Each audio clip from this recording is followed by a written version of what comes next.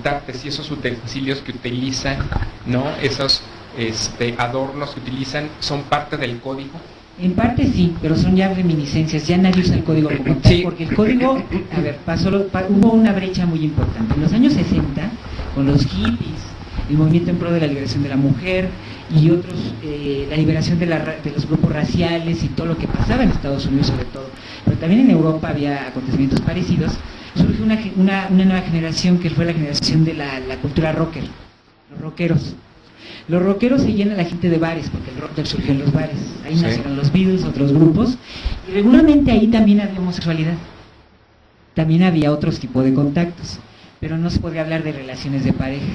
Se hablaba de relaciones de un hombre con otro hombre, pero ninguno de los dos asumía papel de yo soy la mujer y yo soy el varón. Claro. Había algo completamente diferente. El punto allí era, es muy importante, que varias cosas comenzaron a formar un lenguaje común, pero el lenguaje común no eran los símbolos, el lenguaje común eran los comportamientos. Un hombre, si de pronto iba caminando por un callejón, porque obviamente para llegar a los bares era caminar por callejones en barrios industriales que cerraban los fines de semana porque no había nada más que perros peleándose o a veces en población la reducción que te quería saltar, caminabas y de pronto si otro hombre se te acercaba no hablas con él. De pronto, si el otro comenzaba a caminar al mismo paso que tú y tú no cambiabas de paso, significaba sí. Entonces, sin haber intercambiado ninguna palabra, ya los dos habían ligado y ya habían aclarado todo lo que iban a hacer. Mira, ¿desde cuándo empiezan a tener esos códigos? Porque a mí me llama mucho la atención que empezaste en el programa diciendo lo que es la cultura y la distorsión que hay.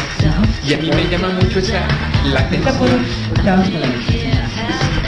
Quisiera decirte esa parte, porque a mí me llama la atención en lo que estudio y en lo que investigo, que su cultura leather tiene un código muy especial que es el respeto. Sí.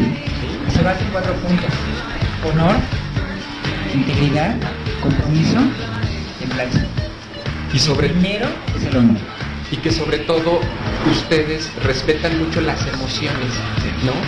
Y que sí tienen un código en la parte de la sexualidad, sin que esto llegue a exacerbarse.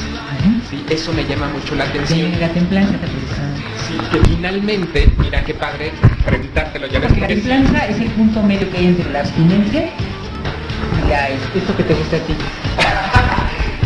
¿A quién le gusta? El pecado capital que más te gusta. La lujuria. Entonces, hay que recordar que según la teología clásica, entre en dos extremos, el medio es la virtud. Entonces la virtud es la templanza. Podemos hacer todo siempre y cuando sea con templanza, con respeto, sin exagerar y sin llegar a hacer daño a alguien. Mira, porque yo cuando lo empiezo a investigar, que me dice Erika, oye, vamos a hablar de esto, lo empiezo a investigar y veo muchas distorsiones, muchas páginas en internet que nada que ver con lo que realmente es leather. De hecho, que hay una cosa muy importante, a nivel médico, a nivel clínico, el sadomasoquismo todavía es considerado desde el DSM-3 una enfermedad, cuando es el DSM-3 está clasificado junto con la homosexualidad como una enfermedad. Actualmente son expresiones comportamentales de la sexualidad, sin embargo no hay estudios sobre sadomasoquismo ni sobre el comportamiento leather ni comportamientos alternos, porque nosotros los leather creemos en las relaciones igualitarias y van mucho en el plano de la idea de que todos somos iguales, nos comportamos como caballeros, mientras que la mayor parte de las relaciones humanas son complementarias. O sea, lo que tú tienes y lo que yo tengo, lo sumamos y formamos una pareja, o las relaciones suplementarias, que es donde uno impone y el otro... Fíjate que eso que tú estás comentando, muchas de las páginas lo dicen, y ahí sí no voy a checar contigo. No voy a checar contigo porque yo soy psicoterapeuta, soy sexólogo, entonces me puse a investigar qué pasó con esta parte de lo que tú dices del DSM-3. El DSM-4-TR, que es lo más nuevo que existe, sí existe la parte la masoquista y la sadomasoquista, en donde viene, incluso puse la página porque de repente lo platicaba con compañeros míos cuando me dije qué tema tan importante, ¿no? Y interesante. Me dice, no viene, es que ya lo quitaste. No. Y entonces dije, a ver, déjame checarla. Le dije, viene la página tal, y vienen las características que nosotros le llamamos el diagnóstico diferencial, ¿no? Pero me llama la atención mucho una parte de lo que dicen ustedes, que tiene una línea muy pequeña, ¿sí? Entre cuando ustedes ponen los códigos, ¿no? Que finalmente tiene una línea muy pequeña donde se pueden perder y que para eso ponen el código. Entonces, para mí ya no entraría en esa parte que tú estás diciendo ahora, disfuncional o en un trastorno del DSM-4T. Mira, es que también, bueno, aquí me puedo ir también a toda la construcción que hay, de que las propias relaciones entre hombres, en primer lugar, bueno, durante mucho tiempo fueron consideradas realmente como enfermedades, como distorsiones del comportamiento. Y también hubo parte de que la revolución sexual se dio gracias a Kinsey, cuando hizo esas famosas preguntas de que, bueno, ¿y cómo es su sexualidad? Sobre todo preguntas entre los hombres y santo Dios, o sea, la gente practicaba sexualidad de la manera más salvaje y alterna que podía darse, y que muchos no sabían cómo se llamaban sus prácticas y pensaban que eran cosas propias. Es decir, descubrir que el ser humano es instintivo para estas cosas. Así es. Y de pronto nos enfrentamos, eso pasó en 1970, porque lo puedo poner en 1970. En 1970 el movimiento LEDER estaba establecido por ciertas reglas que no se hablaban, reglas que no quedaron escritas en ningún lado porque nadie les comentaba. Y esta primera generación, es obvio, fueron jóvenes en los 40 y 50, en los 70 ya estaban en edad de retirarse. ¿Y recuerdas algunas de ellas? Algunas reglas eran cosas como un dominante, o sea, una regla, ahí se establecía relaciones de quién dominaba y quién era el sumiso, porque a algunos les parecía que era mejor construir su relación de esa manera, que construir una relación de solamente dos amigos en igualdad. Entonces, eso, junto con el paralelismo que tenían con el sadomasoquismo, pues había grupos de sadomasoquismo de hombres enteramente y grupos de sadomasoquismo de hombres-mujeres. En medio estaban prácticamente los leves. Estábamos ahí en el punto de que nada más lo único que nos interesaba era el fetichismo, que lo habíamos simbolizado con el cuero, con los uniformes, con las botas, con ciertos gustos y ciertas filias en las cuales nos sentíamos a gusto. Sin embargo, había un grave problema ahí, que era, es cierto, no había un consenso. Pues como no había consenso, toda la práctica del honor tenía que ser entonces a través de que alguien dijera las cosas. Entonces, el grupo de los mayores, que era la old guard o vieja guardia, había indicado qué cosas no. Indicaban, por ejemplo, de que aquel que se había ganado el respeto de los demás era el único que podía usar playera negra o podía usar gorra o guantes. La gente que no lo era, son códigos, la gente que no lo era, los que se dicen actualmente sumisos o esclavos, también, si son esclavos, no pueden vestir de negro, no pueden traer guantes, no pueden traer gorra. Para diferenciarlos. Para diferenciarlos. Y así no tener el problema de estar diciendo tú eres menos o tú eres más. Porque no se trata de ser menos o ser más.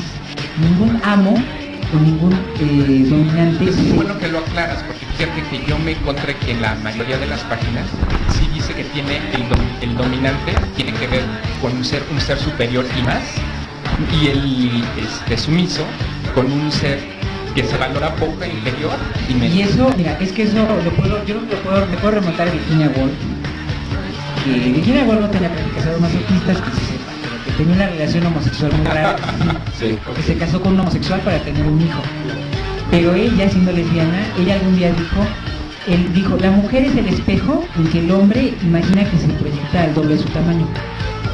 Entonces lo mismo que le pasa a muchos dominantes. Si no tienen un sumiso, no pueden sentir que crecen y que se engrandecen. Sin embargo, nadie es superior, y nadie puede ponerse en esa postura de superior, cuando realmente el amo, en cuestiones, si lo analizamos en cuestión histórica, el amo tenía muchas responsabilidades de que el esclavo simbolizara el trato que le daba.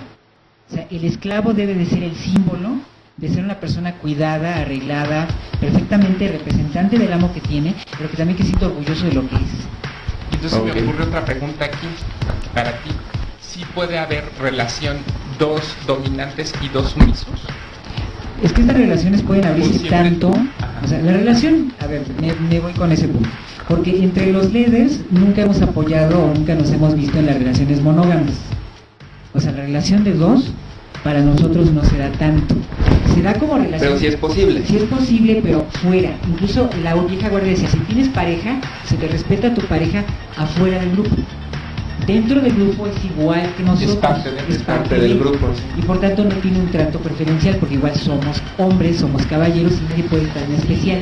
Lo vemos en cualquier grupo de hombres heterosexuales, que el día que se les junta una mujer y la mujer es novia de alguno de ellos, el trato cambia inmediatamente.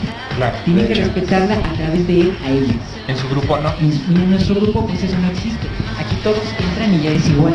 O sea, dentro del grupo todos son iguales, Somos tengan iguales en la pareja. entrada. Y estamos al servicio de todos. Y todos, a ver, ahí pasa la parte del servicio. La mayor parte de Eso es muy importante. Sí, claro. la mayor parte de los hombres homosexuales que formamos los grupos LEDER, que también hay mujeres LEDER, eso hay que aclararlo, vemos la relación como una práctica meramente fetichista, es decir, meramente estar entre hombres, meramente homofílica, es decir, nos gusta estar entre gente de nuestro mismo género, que se comporte como gente de nuestro mismo género. Claro. Por eso nuestro rechazo hacia la gente afeminada y nuestra aceptación a los travestis, porque los travestis saben montarse bien en su papel, la hiperfeminidad contra la hipermasculinidad, entonces nunca entramos en el conflicto de que sí soy y no soy, porque la gente afeminada se toma luego esos. Entre los años 60 y 70 Tiene como partes muy definidas. muy partes muy definidas de dónde soy hombre, dónde soy mujer y dónde quiero que me respeten y dónde no. Y eso a veces a la gente le saca. O sea que no puede haber un líder afeminado. Unos sí los hay, pero... Sí los hay, pero... Sí, pero más que nada No es es común. fetiche, es gente que le gusta vestirse de cuero. Una cosa es admirar y gustar del cuero y otra cosa muy distinta es asumir todas las códigos y el comportamiento de la cultura LED. Ahora, el punto del sadomasoquismo donde ahí nos metemos muchas veces en problemas. Muchos grupos LEDER, a partir de 1970, con el momento en que surge Stonewall y el movimiento gay, se abren a decir, bueno, ¿qué parte de nosotros es la importante? Si queríamos conservar el código para nosotros teníamos que tener algo externo. Y ese algo externo era de alguna manera un filtro para evitar que la gente que no nos agradaba se acercara a nosotros. ¿Qué gente era esa? Pues la gente que simplemente no le gusta el sadomasoquismo. Por tanto, la gente que era más débil, más delicada, más afeminada, más... Quedaban fuera del grupo. Quedaban fuera del grupo, pero no expulsados. Y íbamos a tratar de entrar, se daban cuenta de que no No era lo suyo. no Sí. era lo suyo. Ahora, a todo esto me surge una pregunta. ¿Todos los líder son No. El 60% de los líderes son meramente rudos. Y a algunos les gusta el porno o el hard sex. El sexo rudo, no me refiero a tener prácticas de sado. El sexo rudo me refiero a tener un sexo directo donde no haya eso de caricias, ni besos, ni abrazos, sino que directamente van a lo que van. Lo que pasaba en los Iba a cuartos estar oscuros. contigo en esa parte de aclarar que en la cultura... Yo no beso ni acaricio, entonces es sexo rudo. Eso es sexo rudo, porque si van a ver directamente a echarte en alguien, eso ya es sexo rudo en sí. Fíjate, yo Que que haya- Y entra en la parte emocional. que también y yo pensaba que era puta y me enamoraba. Que también ahí entra una parte muy interesante.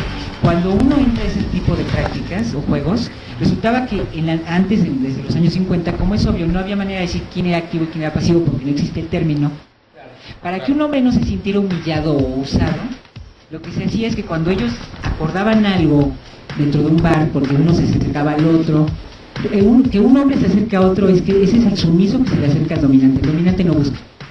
Fíjate que esta parte que tú estás diciendo viene a la comunidad gay en lo que ellos dominan pasivo y activo, que para la sexualidad no existe. Ajá. Existe como una preferencia sexual a ser penetrado o penetrar, y estaba leyendo como la historia, ¿no?, de esta parte que viene de la comunidad LEDER, donde le llaman top o bottom, ¿no?, que ahí viene dominante actividad. o dominado o Y también sumiso. de ahí viene lo de activo y pasivo, Pasivo, pero para activo. nosotros significaba otra cosa completamente Es lo que te iba a decir, es diferente. La comunidad gay toma de esta parte. Significaba el que llega al que está, el que recibe al que da.